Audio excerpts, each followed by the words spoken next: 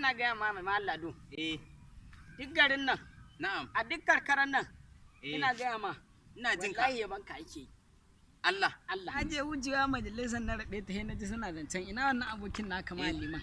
Gaskiya ne. In dai cancanta ce wai da nasaba da martaba da higewa gaba a jajirce a karɓo mutum aure. Ina wucewa na ji ana zancen wannan aminin nawa. Ina aminin nan naka liman na ce in dai cancanta ce da nasaba da martaba. Na'am. Ke dai ta wani bangaren ne.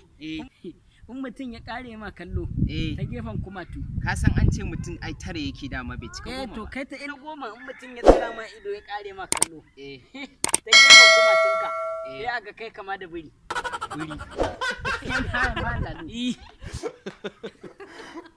Ina gaya in mutum ya kare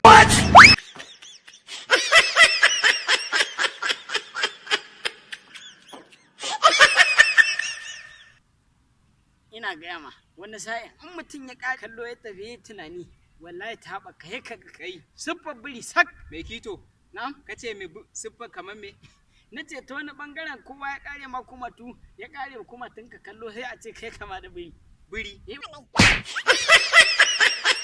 SS Arewa TV ku danna subscribing domin samun sababbin shirye-shiryen mu mun gode.